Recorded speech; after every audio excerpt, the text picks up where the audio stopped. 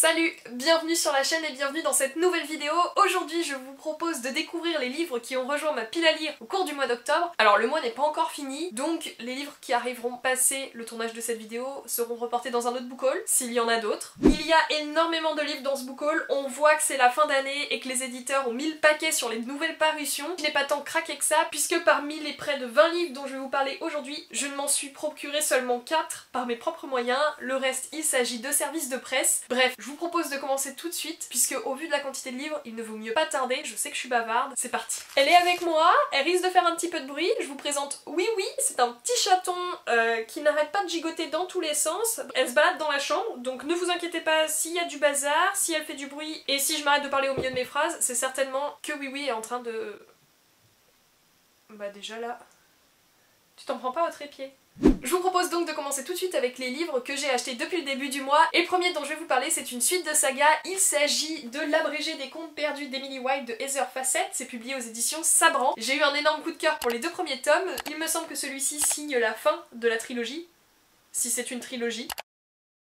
Je ne vais pas vous parler du résumé du 3e tome, ça serait spoiler les précédents, mais dans le premier tome on fait la rencontre d'Emily White qui est une universitaire spécialiste en dryadologie. Son travail c'est d'étudier les fées et les créatures fantastiques, et dans le cadre de la rédaction d'une encyclopédie féerique qui regrouperait l'ensemble des connaissances sur ces créatures fantastiques pour la première fois, eh bien Emily White va aller s'isoler dans un pays nordique pour observer des fées très très rares, les recluses, sauf qu'il va s'avérer que ces fées sont plus dangereuses qu'elles n'y paraissent et que son professeur, Wendley, c'est Wendley Bumblebee? Wendley Bumblebee? Est-ce que c'est ça? Wendell Bumblebee, pardon.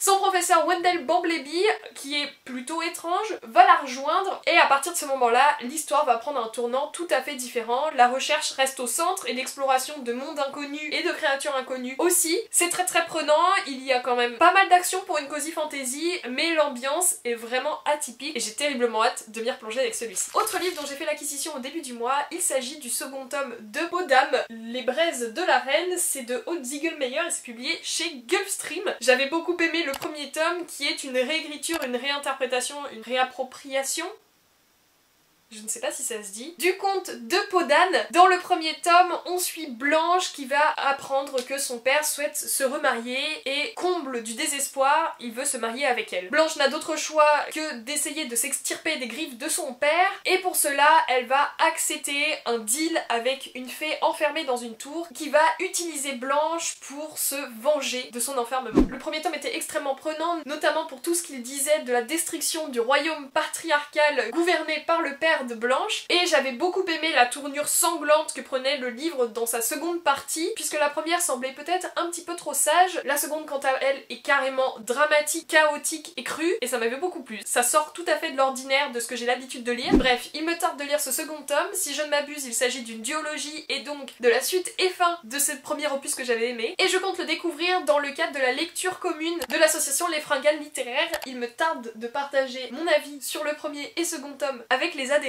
Bref, une de mes très prochaines lectures. Mais... t'es bien là-bas? J'adore! T'es bien installée là? Non mais c'est trop mignon, c'est la première fois qu'elle fait ça et qu'elle se met dans la bibliothèque. Soon after. Webstar, pour la pause en plus. Ça va petit oui-oui?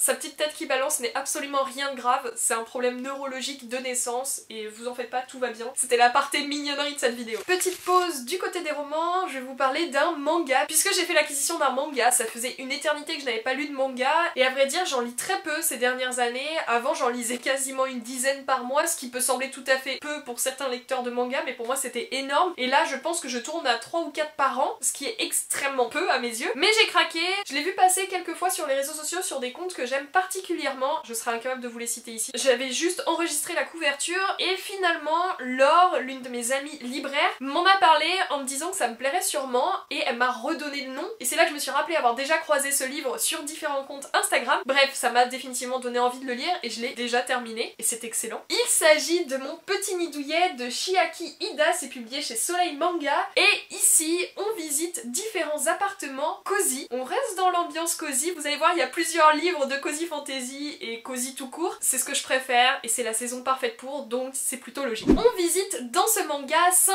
appartements japonais cosy qui sont dépeints avec la minutie du graphisme de Chiaki Ida. Donc on plonge dans plein de petites scènes de vie au sein d'appartements. Il n'y a pas de véritable histoire en soi, même si on découvre rapidement que tous les personnages sont liés de près ou de loin. C'est extrêmement doux et c'est surtout un manga en couleur. Ça m'a fait beaucoup de bien de le découvrir, je l'ai dévoré. Il y a quelque chose de très réaliste dans l'attitude des personnages, dans leur façon d'envisager leur intérieur. Du moins, moi je me suis vraiment identifiée à eux et je pense que c'était exactement l'ambition du manga, donc c'est une grande réussite. Je vous fais un avis lecture en plus d'un book haul dans cette vidéo. Bon, j'ai lu très peu des livres que je vais vous présenter, mais bon, pour celui-ci, je pouvais pas ne pas vous en toucher un mot à son propos. Je t'installe ? Allez, je te pose. Hop, hop. Installez le oui-oui. Le dernier livre que j'ai acheté de ce book haul, il s'agit de En décalage. C'est un livre de Louise Cherbonnel. C'est publié chez Didier Jeunesse et... T'arrêtes ? C'est publié chez Didier Jeunesse et je l'ai acheté pour la simple et bonne raison que c'est un roman en vers libre. Vous ne connaissez peut-être pas encore mon amour pour les romans en vers libre, mais dès que je fais la découverte d'un roman en vers libre que je n'ai pas lu, eh bien j'en fais l'acquisition et souvent je le dévore dans la foulée. Celui-ci je ne l'ai pas encore lu mais ce sera normalement pour ce week-end. Je ne connais pas du tout la plume de Loli Cherbonnel. Est-ce que j'ai dit Loli Cherbonnel tout à l'heure quand j'ai présenté l'autrice ? Non. C'est un livre de Louise Cherbonnel, on va dire que oui. Ici on fait la rencontre d'un jeune adulte qui s'appelle Adrien, il est en terminale et Adrien a toujours été parfait. Cette année c'est l'année où il va briller, où il aura les meilleures notes, il sera un modèle pour sa sœur et il rendra sa mère fière, il sera parfait. Seulement cette année de terminale c'est aussi sa dernière pour montrer qu'il n'est pas uniquement cet ado exemplaire. Alors entre deux révisions il va boire son premier verre d'alcool, filtrer avec une fille, monter un club écolo, bref il va tenter d'exister autrement que par ses notes. Seulement comme le dit le résumé, peu importe s'il n'y a pas assez d'heures dans la journée pour tout caser parce qu'il est Adrien Boisselot et qu'il réussit tout ce qu'il entreprend coûte que coûte. Le problème, c'est qu'à vouloir voler trop haut, on finit par exploser en plein vol. Le sujet me parle très sincèrement, donc évidemment ça me donne encore plus hâte de le découvrir. J'ai vu des avis passer positifs à son propos, mais je me suis pas plongée plus que ça dedans, j'ai vraiment envie de le découvrir par mes propres soins. Ce n'est pas le seul livre que je vais acheter ce mois-ci en vers libre, mais le second sera certainement dans un prochain book haul. Il s'agit de À croquer de Anne-Fleur Multon, publié chez L'Ardeur. Je ne savais pas que c'était un roman en vers libre. J'adore Anne-Fleur Multon, j'adore le vers libre, j'adore l'ardeur. Oui, arrête. Bref, j'ai extrêmement hâte de le découvrir, sauf que je viens seulement de le commander à la librairie, donc il n'arrivera que la semaine prochaine. C'était simplement pour souligner les publications vers libre. J'ai l'impression qu'il y en a de plus en plus. Cette fin d'année, il y a aussi un nouveau Sarah Crossant chez Rajo que j'ai déjà lu, mais je n'ai pas lu la traduction française, donc il me tarde de le découvrir. Bref, très hâte de lire En décalage. On passe maintenant au service de presse, et les deux premiers livres dont je vais vous parler, ce sont des nouvelles éditions publiées chez Gallimard Jeunesse. Les voici, il s'agit de Qui es-tu Alaska de John Green et de Les fiancés de l'hiver, le premier tome de la saga incontournable La Passe Miroir de Christelle Dabos. Ce sont deux très belles éditions publiées à l'occasion de l'anniversaire de la collection Pulp Fiction, mais aussi de la fin d'année je suppose. J'ai choisi ces deux titres parmi les 4... Ça se trouve, je dis trop de bêtises là. Je vais aller vérifier mes dires. A few moments later. Je disais donc, j'ai choisi ces deux parutions parmi les 4 de fin d'année. Tout d'abord parce que La Passe Miroir, eh bien, c'est l'une de mes sagas préférées et je suis très heureuse de pouvoir l'avoir dans une nouvelle édition. Je n'ai jamais collectionné les exemplaires de La Passe Miroir, mais j'adore avoir différents exemplaires de mes livres préférés. Et je trouve que cette édition est particulièrement réussie avec cette jaquette que l'on peut soulever. Et en dessous, on a une autre couverture, donc c'est une jaquette avec un découpage. C'est très beau, c'est extrêmement simple dans la fabrication, enfin on a déjà vu des choses plus complexes mais c'est tellement bien fait que ça rend super bien, notamment sur La Passe Miroir. Et concernant Qui es-tu Alaska, eh bien je n'ai jamais lu ce livre de John Green. Fut un temps je lisais absolument tous les John Green et je ne sais pas pourquoi celui-ci est passé entre les mailles du filet alors que c'est l'un dont j'entends le plus parler. Je pense que c'est l'occasion parfaite pour le découvrir. Les deux autres livres proposés dans ces nouvelles éditions, eh bien il s'agit de Tous nos jours parfaits de Jennifer Niven et Nous les menteurs de Lockhart. C'est quoi son nom à Lockhart, son prénom Lockhart Je ne sais pas son prénom. Bref, 2 autres titres emblématiques de la collection Pôle Fiction. Mais voilà, pour ma part, j'en ai choisi un pour ma propre collection personnelle et un autre pour enfin découvrir un classique de la littérature young adulte. Si vous ne connaissez pas l'histoire de Qui es-tu Alaska, c'est-à-dire comme moi, puisque je vais simplement vous parler du résumé, on suit Miles qui a 16 ans et qui va quitter le cocon familial pour rejoindre un campus universitaire qui va se révéler être le lieu de tous les possibles et de toutes les premières fois, et c'est là où il va faire la rencontre d'Alaska. Je n'en sais pas beaucoup plus, si ce n'est que Alaska est troublante, insaisissable, insoumise et fascinante. Je pense que ça va me plaire, j'adore ce genre de roman young adulte où il est question de tranches de vie. J'ai simplement peur de ne pas autant apprécier La Plume de John Green qu'il y a quelques années où j'étais absolument fan, mais bon, j'ose espérer que je vais adorer cette lecture. Le prochain livre dont je vais vous parler, il s'agit d'une suite. Salut, c'est Oliver de Dustin Tao, publié chez Hachette Roman. C'est la suite de Vous êtes sur le portable de Sam. Le livre peut être lu complètement indépendamment du précédent titre, mais vu que j'avais apprécié le premier, eh bien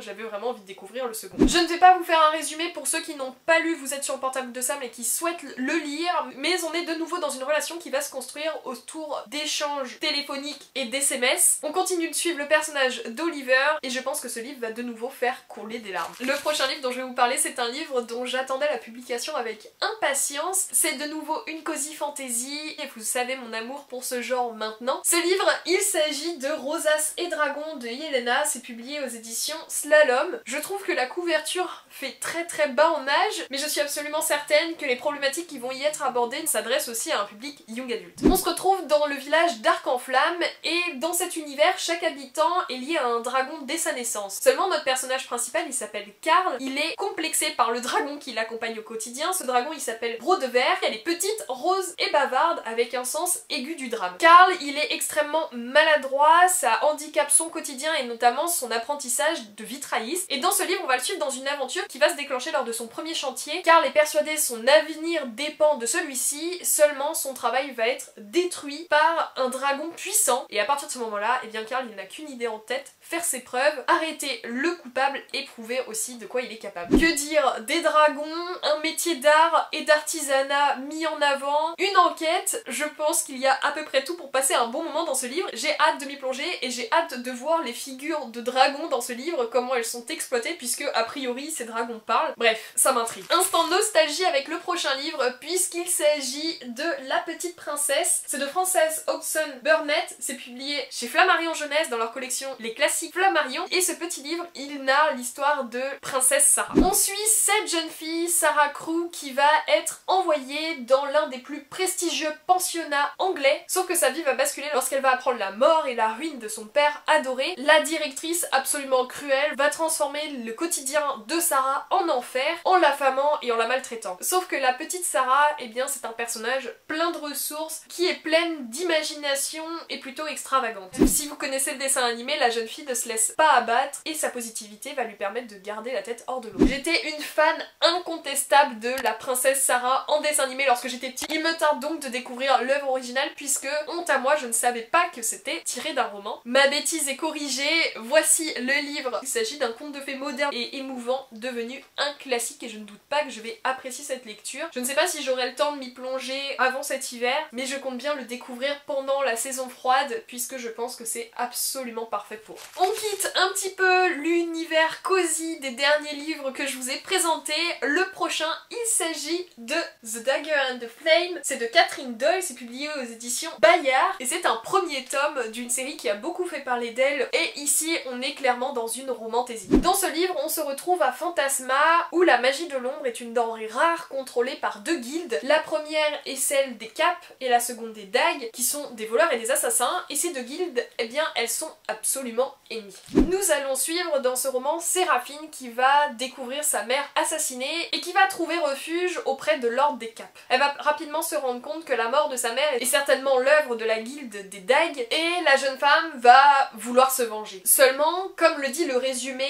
rien ne pourrait la préparer au moment où elle fera enfin face à Ransom, héritier de l'ordre des dagues. Et si sa seule mission à lui est de tuer Serra, l'étrange magie qui émane de la jeune fille menace de compromettre ses plans. Plutôt mystérieux et surtout intriguant concernant le fonctionnement de la magie dans cette série. Ce n'est pas le livre qui dans l'immédiat me tente le plus, mais je dois avouer que je suis extrêmement intriguée parce que j'en ai vu des avis plutôt dithyrambiques du côté des anglophones, donc j'ai très envie de me faire mon propre avis, d'autant plus que l'édition est très belle. J'ai eu une jaquette avec le service de presse, mais voici la couverture que l'on voit en magasin. Et sous la jaquette, tadam! Une jolie édition pour, je l'espère, une belle histoire. Je vous en reparle évidemment lorsque je l'aurai découvert. Autre romantaisie que j'ai déjà découvert et que j'ai beaucoup aimé, il s'agit de La Comtesse de Cara de Émilie Varga. C'est publié aux éditions Flammarion et ici on est sur une réécriture du Comte de Monte Cristo. Au moment où j'ai lu le livre, eh bien je venais de voir l'adaptation au cinéma du Comte de Monte Cristo que j'ai beaucoup aimé et les ressemblances sont flagrantes mais à mes yeux elles sont très bien investies et justifiées. Dans ce livre nous suivons Dania qui est emprisonnée pour un crime qu'elle n'a pas commis. La jeune femme est consumée par sa rage contre Mazin, celui qui l'a trahi mais qu'elle a un jour aimé. La jeune femme n'a qu'une idée en tête, assouvir sa vengeance, et pour cela, elle va tenter de retrouver un trésor perdu. Vous voyez les ressemblances avec le Comte de Monte Cristo, on est sur la même base, sauf que dans cet univers-ci, eh bien, il y a de la magie des djinns, et Dania va l'utiliser pour une vengeance sans pitié contre son ancien amour. Lors de la lecture, je l'ai trouvé ça extrêmement épique, très prenant. Pour le coup, j'ai trouvé que la magie était bien pensée, que l'ambiance était assez originale, la magie des djinns imprègne totalement le roman, et puis le personnage principal est plutôt badass, et ça fait toujours plaisir. Je ne vais pas vous parler ni de 1 ni de 2 livres, mais bien de 3. Les voici, ce sont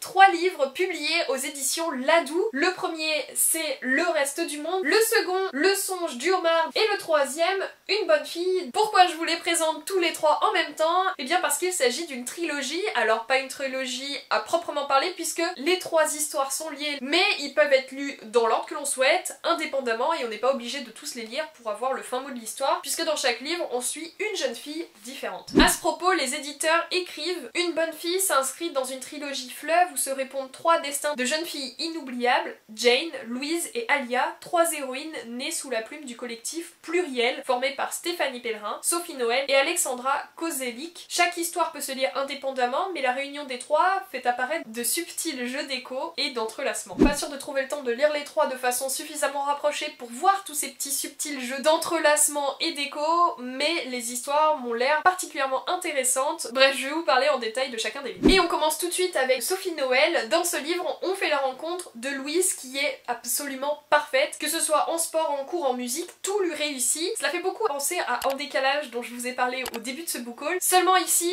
les choses vont tourner d'une façon tout à fait différente lorsque son frère jumeau va faire son coming out et que sa famille va se déchirer, les certitudes de Louise vont voler en éclats et la jeune femme va devoir faire un choix, celui de continuer à jouer le rôle de la bonne fille ou enfin devenir celle qu'elle est vraiment. Le second, il s'agit de Le Songe du Homard de Stéphanie Pellerin, et dans celui-ci on rencontre Jane qui a 17 ans et qui rêve d'une chose: de décrocher les étoiles en cuisine. Elle est élève dans un lycée hôtelier réputé, elle enchaîne les cours et les stages avec une détermination sans faille. Seulement dans cet univers exigeant qui est celui de la gastronomie, eh bien le talent ne suffit pas et la jeune femme est extrêmement timide et a le trac. Elle doit apprendre à faire entendre sa voix même au sein de sa propre famille. Et le troisième, Le Reste du Monde de Alexandra Kozelik. Celui-ci, on fait la rencontre de Alia qui a elle aussi 17 ans et qui ne pensait pas avoir un jour à quitter sa terre natale, l'Ukraine. Avec sa petite sœur, elle va trouver refuge en France, loin de ses parents, de sa chère grand-mère, et elle va tenter de renouer avec une vie quotidienne simple d'une lycéenne. Seulement, comment grandir, avancer,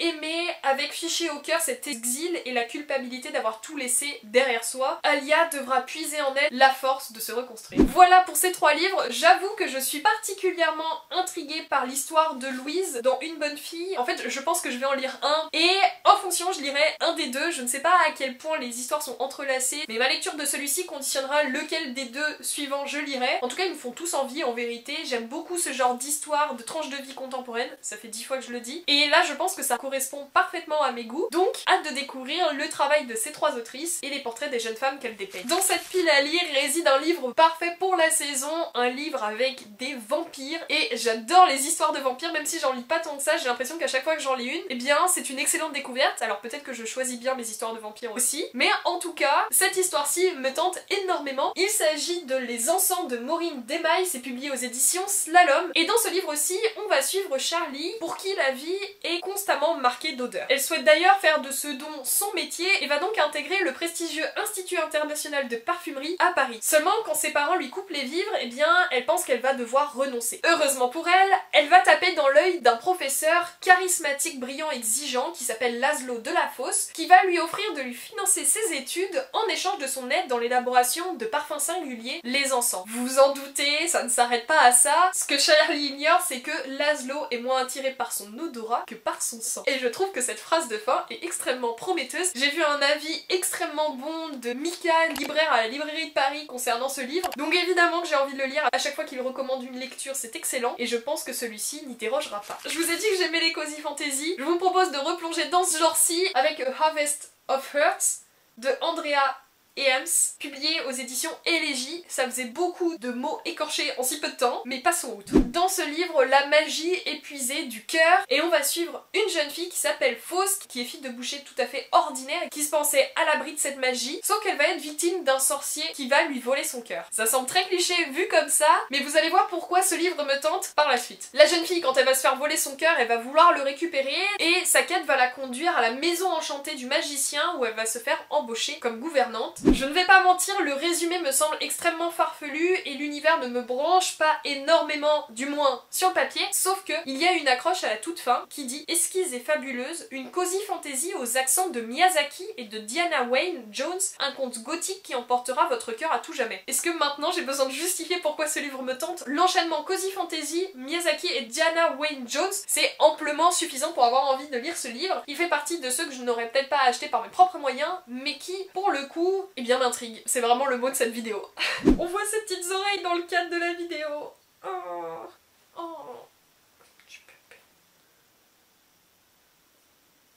On continue sur les histoires de magie, de traque et certainement de romantaisie. Bon là, on n'est pas dans une cozy fantasy. Le livre dont je vais vous parler, c'est The Seven Daily Thorns.